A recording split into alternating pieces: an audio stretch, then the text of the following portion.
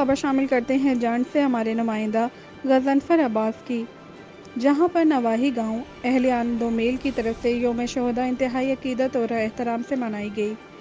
Programme کا باقاعدہ آغاز خالد زمان شہید چوک سے ہوا، جہاں قاری نور محمد نے تلاوت کلام پاک کی اور شہدائے دومیل و شہدائے پاکستان کے احصال ثواب کے لیے دعا کروائی گئی، جس کے بعد تمام شہداء کے لواحقین پر پھولوں کی پتیاں نچھاور کی گئیں۔ پھر باقاعدہ طور پر شہیدوں کی قبروں پر جا کر دعا کے بعد چادریں چڑھائی گئیں اور پھولوں کی پتیاں نچھاور کی گئیں اور پرچم تبدیل کر دیے گئے۔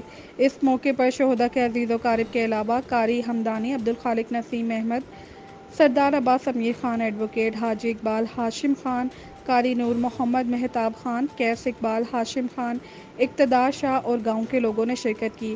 نیشنل پریس کلب جنڈ کی طرف سے محمد رفیع صفری، ملک نزاکت خان، سردار ساجد علی خان نے بھرپور کوریج کی۔ دومیل ویلفیئر سوسائٹی کے تمام ممبران نے تمام آنے والے معزز مہمانوں کا شکریہ ادا کیا، جنہوں نے شہدائے دومیل کو خراج عقیدت پیش کرنے میں ساتھ دیا، کیونکہ زندہ قومیں اپنے محسنوں کو کبھی فراموش نہیں کرتیں۔